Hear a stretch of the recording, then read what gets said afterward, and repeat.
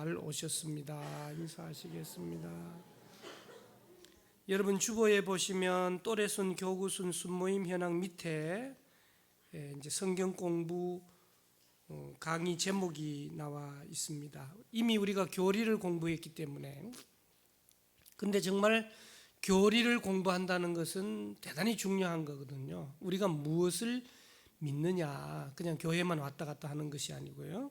그래서 오늘부터는 우선 새 생명, 새 사람이라는 교재를 중심으로 오늘은 왜 구원을 받아야 합니까? 또 구원을 받을 수 있습니까? 어떻게? 천국과 지옥을 아십니까? 하나님의 말씀을 가까이 하십시오. 교회는 당신의 영적 가정입니다. 사명을 잘 감당하십시오. 굉장히 필요한 부분을 쉽게 우리 한번 생각을 해보려고 합니다. 근데 주일날 문제를 내어드리면 집에 가서 한번 해보는 걸 뭐라 그러죠? 예습이 꼭 필요하고, 또 오늘 공부하고 집에 가서 다시 한번 하는 걸 뭐라 그러죠? 복습이라 그렇게 해서 이제 성경을 한번 공부해 보겠다, 이제 그 말입니다. 여러분 파스칼이라고 하는 분 아시죠? 파스칼 아시죠? 만나보셨어요? 만나보셨죠? 책을 통해서 직접 만나보지는 못했지만 이 파스칼이 하나님을 믿는 것은 이득이다, 그런 얘기를 했어요. 그 근거가 뭐냐 그러면, 만약 신이 존재한다고 가정을 해보세요. 하나님이 존재한다고, 여기서 말하는 신은 하나님인데 하나님이 존재한다고 가정을 했어요. 하나님이 존재한다고 가정을 했으면 하나님을 믿으면 어디로 가요? 천국을 가죠. 하나님을 안 믿으면 지옥을 간다는 거예요. 그런데 만약 하나님이 존재하지 않는다고 가정을 하면 내가 하나님을 믿으면 어떻게 돼요? 손해를 보는 거예요. 뭘 손해봅니까? 시간 손해보고, 또 11조 손해보고, 또 오늘 드린 빵을 사 먹으면 배가 터지도록 먹을 153 헌금이 손해가 나고 그럴 겁니다. 만약 그런데 신이 존재 않는다고 가정하면, 내가 믿지 않았다고 하면 뭐예요? 빵이에요. 빵. 아무 일도 없는 거. 안 믿어도 신이 없으니까. 그런데 잘 들으십시오. 내가 믿지 않았는데 하나님이 존재한다면 어떻게 되는 겁니까? 신이 존재한다고 가정했는데 안 믿는 거와 동일하게, 신이 존재하는데 내가 믿지 않았다면 아까 말씀드린 것처럼 지옥으로 가게 되는 것이죠. 정말 수학자다운 주장이라고 말씀드릴 수 있습니다. 요즘 우리가 옛날과는 조금 달라졌어요. 조금 살만하고 그러니까 해외여행 며칠 갈 때도 뭘 듭니까? 보험을 드는 거예요. 우리 한정재 권사님이 보험 안 들었으면 또 엄청 큰일이죠. 보험을 들죠. 사고가 날지 안 날지도 모르는데 보험에 드는 것처럼 파스칼은 하나님을 믿는 게 이득이다, 그런 표현을 한 적이 있습니다. 자, 이번에는 신을 한번 생각해 봐요. 신의 종류. 어떤 사람은 태양을 신으로 모십니다. 태양신. 또 어떤 사람은 달신을 모시죠. 근데 그 달신은 커졌다가 작아졌다가 꼭 살아있는 것 같잖아요, 그죠? 그렇게 되어 있고, 어떤 분은 바다의 신을 모시고 또 석가모니 이렇게 모셔요. 근데 우리 달을 섬긴다고 생각해봐요. 그러면 그 달은 누가 만들었을까? 달의 상위 개념인 신이, 창조주가 존재한다는 거예요. 그러면 우주 만물을 창조한 신은 누굴까? 여러분, 다른 종교를 믿어봐도 경전을 읽으면서 우리가 깜짝 놀랄 경전 중에 하나가 바로 성경이라고 해요. 뭐라 그럽니까? 태초에 하나님이 천지를 창조했다. 다른 말로 표현하면 내가 세상을 창조했다고 선언하고 있는 거예요. 한 걸음 더 나가서 뭐라 그러냐면, 다른 신놈들은 없다. 다른 신들은 없다 이거예요.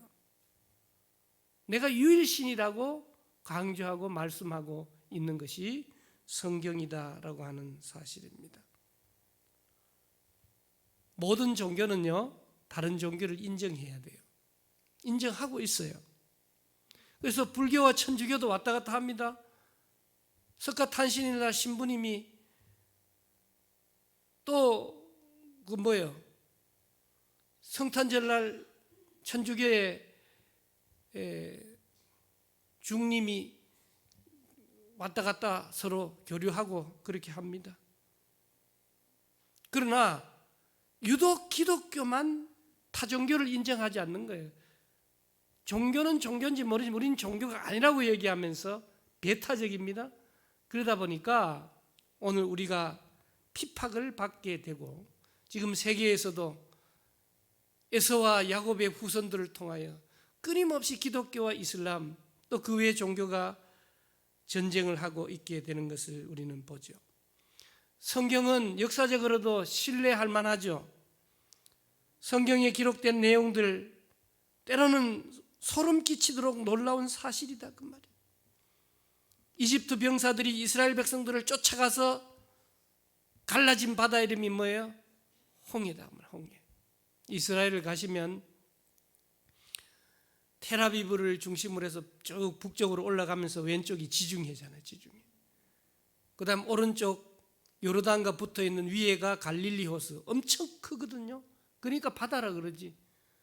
그냥 호수가 아니니까. 그리고 밑에 사해도 엄청 크거든요. 그리고 이 밑두방치, 이집트와 요르단 국경 사이에 있는 홍해가 있게 되거든요. 그 홍해를 육지같이 건넜다라고 하는 거 소설이 아니거든요. 역사적인 사실이거든요. 그리고 성경은 과학적으로도 신뢰할 만하죠. 대홍수 사건과 같은 거 말입니다. 여러분, 우연이라고 생각할 수 없는 것이죠. 단지 신기하다 그렇게 말할 수 없는 것이죠. 시간이 지나면 신기했던 기억은 잊혀지는데 우리가 믿음으로 결단하고 하나님께서 행하신 기적들을 우리 마음속에 담는 거죠. 성경은 인문학적으로도 신뢰할 만한 거예요. 거룩한 영향력을 끼친 사람들을 생각해 보세요. 독립운동가의 비중을 생각해 보면 부동의 1위가 기독교예요. 지금도 마찬가지 홍보를 많이 안 해서 그렇지 한국 사회의 봉사활동의 주 멤버가 우리 기독교다라고 하는 사실을 우리는 기억해야 합니다. 전 세계를 다녀보십시오. 복음이 들어간 나라와 복음이 들어가지 않는 나라가 어떻게 살고 있는지. 복음이 없는 나라, 이슬람 국가를 떠올려 보세요. 범죄의 천국이에요. 복음이 들어간 나라, 큰 차이가 있는 것을 우리는 통계적으로도 볼 수가 있는 것입니다. 성경은 영적으로도 신뢰한 거예요. 오늘 우리가 질문을 해보죠. 사랑에 대해서 질문을 해보죠. 여러분 자녀를 왜 낳습니까? 효도 받으려고 자녀 낳아요? 여러분들 자녀들이 효도할 것 같아요? 옛날엔 그런 것 같은데 요즘은 택도 없는 말씀이에요. 부모님이 끝까지 AS 하다가 가야 되는 게 인생이에요. 그러면 대를 이으려고 자녀를 낳습니까? 뭐 그럴 수도 있겠죠. 여러분 가정에 반려동물 키우시죠? 예. 그 반려동물 왜 키우십니까? 효도 받으려고. 강아지한테 자식이라고 하잖아요. 아이고 내 새끼야 내 새끼야. 그 반려동물 심부름 시키려고 키우는 것은 아니죠. 우리가 자녀들에게 또 우리 반려동물에게 기대하는 바는 사랑하기 위해서다라고 하는 겁니다. 반려동물 키울 때 털이 빠지고 똥을 싸고 불편함과 비용을 감당하는 이유, 수술비도 많이 들어가죠. 사랑을 주고 꼬리를 흔들면서 사람처럼 속썩이지 않고 자식 뭐처럼 속썩이지 않는 그런 특징이 있는 것을 우리가 알죠. 반려동물에게 교제하는 것 외에 아무것도 기대하는 바가 없죠. 만약 전능하신 하나님의 입장에서 우리 인간들을 본다 이거예요. 오늘 우리의 의는 헤어진 옷과 같은 거예요. 우리가 주님께 무엇을 드린다고 해도 고양이가 물어다 준 쥐 같을 것뿐이에요. 하나님께서 우리에게 바라는 것은 딱 하나이십니다. 사랑하고 교제하는 거예요. 그래서 우리는 주님, 창조주 하나님 앞에, 예수 그리스도 앞에, 성령님께 사랑합니다 주인님 하고 늘 고백할 수 있어야 되죠. 하나님께서 우리에게 로봇처럼 그렇게 키우시지 않으셨어요. 자유의지를 주셨어요. 자유의지를 주셨다고요. 그것이 진정한 사랑의 증거인 것입니다. 자유롭게 생각하지 못한다는 것은 자아의 소멸이죠. 자유의지를 주었을 때 가장 문제가 되는 게 뭐예요? 죄를 지을 확률이 높아진다라고 하는 사실이죠. 그래서 어떤 분이 성경을 읽으면서 아유, 선악과가 없었으면 죄가 시작되지 않았을 텐데 그렇게 말하죠. 그럴까요? 여기에 대한 대답은 자유의지예요. 선악과 때문에 아담과 하와가 죄를 지은 게 아니고 선악과가 아니어도 자유의지가 주어졌기 때문에 다른 죄를 범했을 수 있다 그 말이에요. 여러분, 가인이 최초의 살인자가 되잖아요. 왜요? 동생의 제사만 받았다는 질투심 때문에 동생을 죽였어요. 하나님은 질투와 미워하는 것을 가르쳐 주신 적이 없는데 인간 스스로 죄를 지은 것입니다. 구원은 지옥 갈 사람을 천국에 가도록 만들어주는 메시지예요.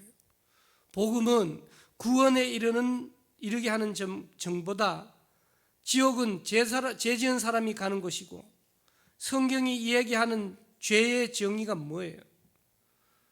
너희에게 이르노니 음욕을 품고 쳐다보는 자마다 이미 마음에 간음하였다 그렇게 말하면서 마음으로 지은 죄도 죄라고 얘기하는 거죠. 그러면 형제를 미워하는 자는 살인하는 죄를 지었다라고 하는 겁니다. 여기 형제는 친형제도 되고 이웃 사촌도 되고 교회 사람도 포함되는 것이죠. 그러므로 이 세상에 죄 없는 사람은 하나도 없다라고 하는 사실입니다. 성경은 모호한 책이 아니에요. 깊이 생각하면 답이 나옵니다. 여러분, 범죄를 계획했다가 들켜도 미수죄로 처벌받는 거죠. 하나님께 들키지 않은 사람이 어디 있겠습니다. 구원에는 두 가지 종류가 있죠. 믿음으로만 구원 얻는다는 믿음론과 실천이 필요하다라고 하는 실천론이 있어요. 그런데 이 실천론은 크리스찬들을 현혹하기 위해 교모하게 바꾼 사탄의 이론이라 그렇게 말씀드릴 수 있어요. 실천이 아니라는 얘기가 아니에요. 잘 들으셔야 합니다. 은혜는 받을 자격이 없는 자에게 값없이 주는 선물인데 믿음론은 인간의 행위는 필요 없다는 거예요. 실천론은 행위가 필요한데 하나님을 기쁘시게 하는 행동까지 포함된다라고 하는 것이죠. 예를 들면 교회, 봉사, 헌금 등. 그런데 착한 행실로 구원을 만들어낼 수 없다라고 하는 거예요. 헌금과 구원은 상관관계가 없다는 겁니다. 예를 들어서 법정에서 한 죄수가 죄송합니다, 너무 죄송합니다, 용서해달라고 아무리 반성을 한다 할지라도 이미 지은 죄가 무죄가 될 수 없다라고 하는 것입니다. 죄의 값은 반드시 사망이고 지옥입니다. 이 사망을 지불해야 하는데 죽어서는 지옥이라는 영적 교도소에 가는데 죄값을 치르기 위해서는 반드시 피를 흘려야 된다는 거죠. 그래서 히브리서 9장 22절에 보면 피 흘림이 없은즉 사함이 없다 그렇게 표현을 하고 있는 겁니다. 아들이 죄를 지었어요. 사형감이에요. 엄마가 나타나서 이 아들의 죄를 내가 대신 지겠다. 사회적으로도 안 될 뿐만 아니라 영적으로는 더 안 되는 거 왜요? 그 엄마도 영적으로 뭐라고요? 죄인이기 때문에. 죄인이 죄인을 구원할 수 없다라고 하는 것입니다. 그래서 로마서 3장 9절 세상의 의는 하나도 없다. 하나님께서 이 문제를 해결하시기 위하여 하나님 자신이 인간의 몸을 입고 이 땅에 오신 예수 그리스도로 오셔서 우리를 대신하여 피를 흘리시고 죽으심으로 대속하심으로 구속받음으로 오늘 우리가 죄사함을 얻게 되었다라고 하는 사실을 우리에게 가르쳐주고 있습니다. 먼저 이 말씀을 올려드리고 우리는 일과 여러분들이 받으신 교환을 따라서 생각을 해보려고 합니다. 평안북도 정주에 가난한 농부가 살고 있었습니다. 심한 열병으로 고생하고 있었죠. 이웃에 살고 있던 기독교인이 예수님을 믿으라고 전도를 하자 나 같은 사람이 예수 믿어서 무슨 유익이 있겠습니까? 완강히 거부했습니다. 그러던 어느 날 선교사의 방문을 받고 예수님을 믿게 된 것이죠.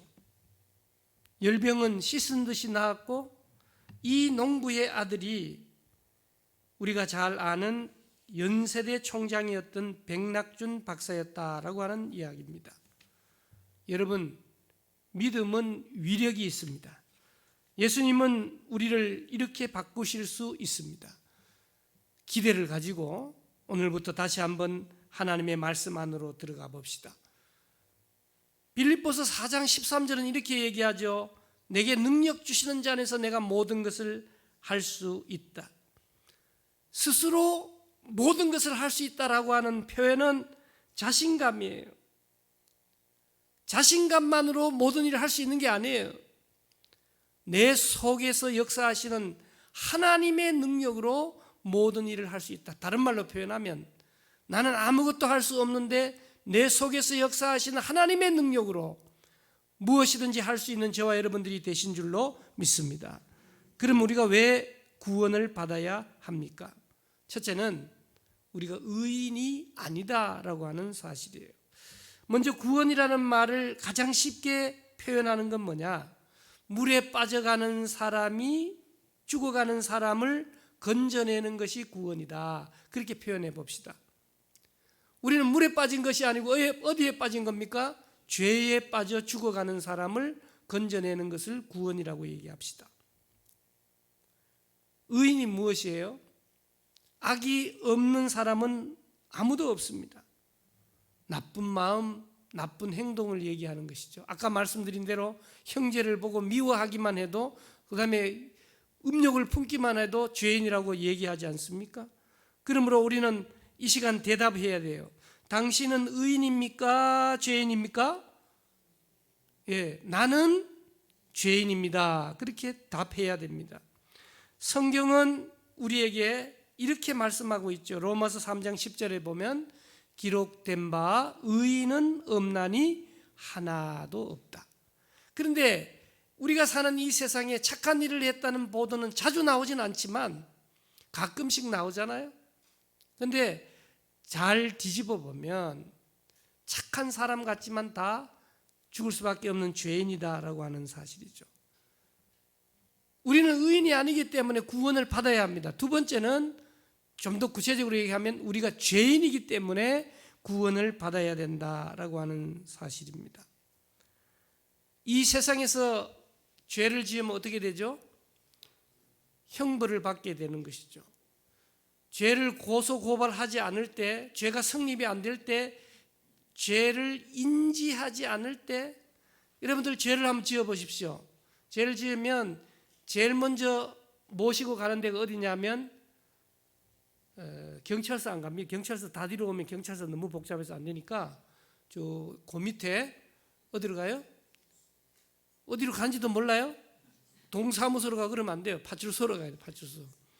그래가지고 이제 사건 사고에 대해서 보고서를 써서 술을 너무 많이 드셨구나 집으로 보내는 사람도 있고 그 다음 경찰서로 가게 되면 경찰서에 들어갔다 그러면 이 문제 해결이 상당히 복잡해지는 거예요.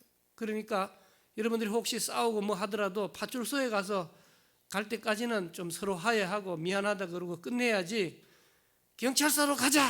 그럼 가보면 나오기가 상당히 쉽지 않은 것을 우리가 볼 수 있어요. 이 세상에서 죄를 범하면 반드시 형벌을 받습니다. 이처럼 우리가 하나님 앞에 죄를 지으면 어떻게 될까요? 반드시 형벌을 받게 되는 거예요. 로마서 6장 23절은 우리에게 뭐라 그럽니까? 죄의 삭은 사망, 하나님의 은사는 그리스도 예수 우리 주 안에 있는 영생이다, 그렇게 말하죠. 그래서 하나님 앞에 죄를 범한 사람은 반드시 죽게 된다는 겁니다. 그러니까 우리 인간 세상의 죽음이라고 하는 것이 물론 태어나서 살다 보면 연세 드시고 그 다음에 뭐 죽는 것이 당연하지 하지만 연세 드셔서 돌아가시는 분도 계시고 그렇지 못한 분도 계신데 이 죽음이라고 하는 자체가 죄의 결과로 우리에게 주어진 것이다 라고 하는 것이죠. 그런데 죄를 범한 인간에게는 두 가지 죽음이 있다는 것이죠. 하나는 이 육신적인 죽음이고 두 번째는 영적인 죽음이다 라고 하는 것입니다. 그래서 오늘 우리가 누구인지를 성경은 계속해서 얘기해줘. 로마서 3장 23절 모든 사람이 다 죄를 범하였음에 하나님의 영광에 이르지 못한다. 하나님의 영광이라고 하면 다른 말로 표현하면 천국이라고 얘기할 수 있을까요? 그러면 죄를 가지고 갈 수 없는 나라가 어디예요? 천국이다. 죄를 가지고 갈 수 없는 곳이 어디예요? 교회다. 예를 들면 죄를 가지고 갈 수 없는 것이 교회다 그러면 오늘 여기에 몇 사람이 존재할까요? 아무도 못 들어요. 죄를 가지고 갈 수 있는 곳은 교회다. 그래서 교회에 들어온 교인들은 고백합니다. 나는 죄인입니다. 나는 죄인입니다라고 출발하지 않으면 예수님을 절대 믿을 수가 없는 거죠.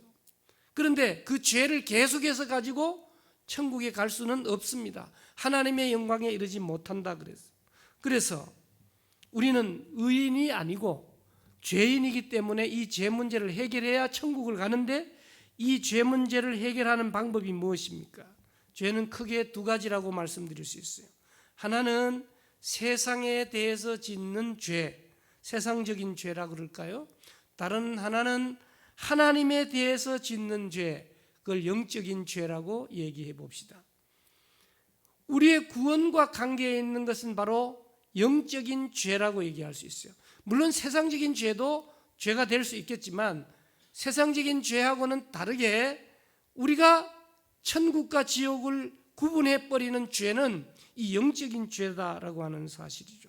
그래서 오늘 우리가 해결해야 될 영적인 죄를 성경은 뭐라고 얘기합니까? 요한복음 16장 9절 한번 찾아보실까요? 원래 성경 공부는 찾아보면서 하는 건데 요한복음 16장 9절 16장 9절 그렇게 이렇게 하면 또 이제 빨리 찾아가지고 읽는 것도 재밌잖아요, 그죠? 그러니까 이제 여러 사람이 막 읽으면 막 왕왕거리죠. 그럴 때는 그 부흥회 때도 그렇잖아요. 누가 최고예요? 목소리 큰 사람이 최고예요. 다시 요한복음 16장 9절을 찾아서 한번 읽어보십시다. 예, 그러니까 영적인 죄라고 하는 것이 뭐냐? 예수님을 믿지 않는 것이 죄다. 여러분 아십니까? 예수님을 믿지 않는 게 죄예요. 살인하고 강도하고 그것도 죄지만 그 죄가 우리의 영적인 천국과 지옥을 구분하는 것이 아니라 예수님을 믿지 않는 것이 죄다 그 말이죠. 믿지 않는 게 뭐예요? 불신, 또 반신반의, 의심, 그죠? 사람을 의심하면은 누가 죽어나요? 먼저는 의심하는 사람이 죽어나죠. 의처증, 의부증, 그죠? 근데 반대인 사람도 그 반대인 사람도 죽어나는 거예요. 의심이라고 하는 거 이게 보통 문제가 아닌 것이죠. 그래서 우리는 예수님을 믿을 때 확신해야 돼. 확실히 믿겠네. 찬송도 있잖아요. 그러니까 믿으려면 어떻게 믿어야 된다고요? 확신, 그죠? 우리가 자주 얘기하는 대로 이순신 장군과 세종대왕이 있었다, 계셨다, 뭐 한글을 만드셨다, 뭐 저기 저 한산도 대첩에서 이겼다는 것을 확신하죠? 확신하죠? 이 교육이라고 하는 게 굉장히 무섭습니다. 또 세뇌교육, 또 의식교육, 그 받은 사람들 열사라고 하면서 의사라고 하면서 죽어버리잖아요. 그만큼 확신을 갖게 되는 건데, 오늘 우리도 예수님을 100% 믿으려고 확신하려고 노력하는 것이 대단히 중요합니다. 그런데 그것은 노력만으로 되는 게 아니고요, 성령이 우리에게 오셔서 믿어진다, 따라합시다. 믿어진다, 믿어진다, 믿어진다. 3번 하면 믿는다, 믿는다. 예. 예수 그리스도를 하나님의 아들로 우리를 죄로부터 구원하시기 위해 이 땅에 오신 구세주로, 나의 죄를 대속해서 십자가에 달려 죽으시고 부활하신 주님으로 믿는 것이 구원 얻는 방법이고, 믿지 않는 것은 뭐예요? 구원을 못 얻는 뿐만 아니라 그것이 바로 죄다, 그렇게 말씀합니다. 이 죄를 해결해야 뭘 얻어요? 영생을 얻게 된다라고 하는 것이죠. 그러면 예수님을 신뢰한다, 믿는 자와 믿지 않는 자가 어떻게 되느냐? 성경은 믿는 자와 믿지 않는 자에 대해서 마태복음 25장 46절 이렇게 말씀하고 있죠. 찾아보십시다. 마태복음 25장 46절. 아까 일찍 찾아서 읽어보니까 재미있어가지고 여기도 읽지도 않았는데 벌써 가서 찾아놓은 분도 있으리라는 생각이 들기도 하지만, 46절 시작. 그들은 영벌에, 의인들은 영생에 들어가리라. 그러니까 영벌에 들어가는 자는 뭐예요? 예수님을 믿지 않는 자, 죄인이 받는 것이고, 의인이 받는 건 뭐예요? 영원한 생명인 영생에 들어간다. 할렐루야. 그러면 예수님을 믿기만 하면 천국에 들어가 영생을 누리며 살고, 예수님을 믿지 아니하면 지옥에서 형벌을 받는다고 말씀했죠. 예? 그래서 이 교재에 보면 동그라미를 치세요 하면서 2줄을 써놨는데 이렇게 썼죠. 예수님을 믿으시겠습니까? 예수님을 믿지 않으시겠습니까? 꼭 협박하는 것처럼 그렇게 해놨어요. 그런데 협박이라고 생각하지 말고 따라가면서 동그라미를 치면 돼요. 뭐예요? 이 잘 보셔야 돼요. 여러분 시험 문제를 잘 봐야 되듯이, 예수님을 믿으시겠습니까? 예, 아멘으로 동그라미 치고, 예수님을 믿지 않으시겠습니까?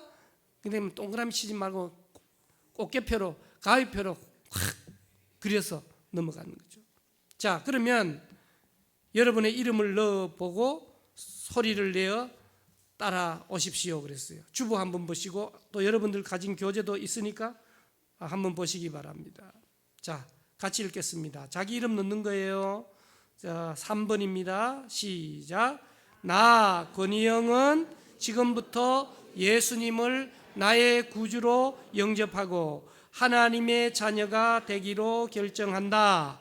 예수님은 나 권희영의 죄를 위하여 십자가에서 죽으셨고 3일 만에 부활하셨음을 믿습니다. 아멘. 영접한다는 말이 무슨 말인지는 아시죠? 예? 제가 여러분들 집에 이제 우리 신방대원들과 신방을 갔습니다. 근데 그분이 오랫동안 잘 나오지 않아가지고 삐져가지고 신방을 갔는데, 문구멍으로 딱 들어보고 바깥에서 떠드는 거 보니까 이권사야, 또 뭐 무슨 권사야, 거기도 목사까지 왔어. 아주 기분이 더러워서 문을 안 열어주는 거 영접하는 게 아닌 것이죠. 그런 상황에서 기쁨으로 문을 열고 어서 오세요 이렇게 받아들이는 것, 받아들이는 것. 누굴 받아들여야 된다는 것입니까? 영접하는 자, 곧 그 이름을 믿는 자. 그러니까 영접하는 것을 설명했어요. 그 이름이 뭐예요? 예수 그리스도. 이름 안에는 뭐가 포함돼요? 모든 게 포함돼요. 그 이름 안에는 날 위하여 십자가에 달리시고 죽으시고 부활하시는 그 모든 성품까지 포함되어 있잖아요. 그걸, 그 이름, 그 전체를 영접하는 자, 그 이름을 믿는 자들에게는 그 다음 뭐예요? 하나님의 자녀가 되는 권세를 주셨다. 그래서 다시 한 번만 더 읽어보겠습니다. 3번. 나 권희영은 지금부터 예수님을 나의 구주로 가슴에 손 얹고 영접하고 하나님의 자녀가 되기로 결정한다. 예수님은 나 권희영의 죄를 위하여 십자가에서 죽으셨고 3일 만에 부활하셨음을 믿습니다. 아멘. 이렇게 되면 어떻게 되는 거예요? 이미 옛날에 그런 고백을 하였기 때문에 하나님의 자녀가 되었지만, 만약 한 분이라도 이렇게 고백한다면 우리는 하나님의 자녀가 된 줄로 믿습니다. 하나님의 자녀가 되면 어떻게 되느냐? 성경에 보니까 우리의 이름책이 생명책에 기록되었다라고 하는 사실이죠. 이제 눈 감으시고 제가 먼저 선창할 때 따라해 주시기 바랍니다. 하나님 아버지, 나 권희영은, 내 이름 부르지 마요. 다시. 하나님 아버지, 나 권희영은 죄인입니다. 예수님의 보혈로 나의 죄를 깨끗하게 하여 주옵소서. 나의 죄를 위해서 십자가에서 피 흘려 죽으시고 부활하셔서 감사합니다. 이제 나는 하나님의 자녀입니다. 나의 구원자가 되시는 예수님 이름으로 기도드립니다. 아멘. 예. 이제 내년도가 되면 국회의원 선거합니다. 선거 잘해야 됩니다. 그러면 지금 모든 국회의원들 또는 국회의원이 되려고 하는 사람들의 관심은 어디에 있습니까? 큰 여당과 야당의 뭐에 있습니까? 공천이에요, 공천. 그래서 지금 현재 있는 국회의원들을 다 죽여버린다. 그러면 그 명부가 무슨 명부예요? 살생부예요, 살생부. 여러분들 그런 소리 들어봤죠? 살생부. 무시무시하잖아요. 그런데 오늘 우리가 예수님을 영접하고 주님을 나의 주인님, 구주라는 말도 구원해 주시는 주님, 주인님이라는 뜻인데, 주님으로 모신 우리들은 살생부가 아닌 우리의 이름이 적힌 책이 뭐라고요? 생명책에 기록되었다. 생명책에 기록되었다. 믿으시기 바랍니다. 확신하시기 바랍니다. 하나님의 자녀된 사람으로 이제는 자녀답게 살아야 되는데, 그것이 바로 예를 들면 내가 왕자인 줄도 모르고 거지처럼 살아서는 안 된다라고. 왕자님이 우리 교회 앞에 와서 날마다 동냥을 하고 있으면 왕의 마음이 어떠하겠어요? 여러분, 오늘 우리는 왕자요 공주인 줄로 믿습니다. 그러니까 황후의 자리에, 예수님의 신부의 자리에 우리가 올랐다라고 하는 사실을 기억하면서 내일 아침부터 거울을 보실 때도 그렇고, 화장을 하실 때도 그렇고, 걸으실 때도 그렇고, 옷 입는 것도 그렇고, 드시는 것도 그렇고, 그죠? 그런 의미에서 우리 이스라엘 백성들이 광야 생활할 때 성막을 하나님이 계신 곳으로 믿었잖아요. 동서남북의 진을 쳤던 것처럼. 그 다음에 예수 그리스도께서 그리스도의 몸이시잖아요. 그리고 우리에게 말합니다. 너희 몸이 주님의 성전이라고 말씀하잖아요. 그러니까 우리 자신이 움직이는 교회가 되었다는 것이죠. 더욱더 믿음 안에서 승리하는 구원받은 백성으로 힘을 내시는 저와 여러분들 되시기를 주님의 이름으로 축복합니다. 살아계신 하나님 감사합니다.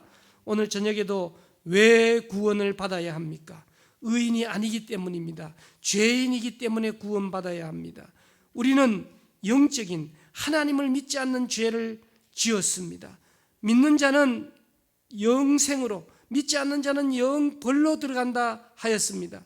예수님을 믿겠습니다. 예수님 나의 구주로 영접하고 하나님 자녀 되기로 결정합니다. 나를 위하여 십자가에 죽으셔서 3일 만에 부활하신 그 사실을 확신하여 하나님의 자녀가 되었습니다. 하나님, 이제는 더욱더 당당하게 살생부가 아닌 생명책에 기록된 하나님의 자녀로 승리하는 우리 모두가 되게 도와 주시옵소서. 감사드리옵고 예수님의 이름으로 기도드리옵나이다. 아멘.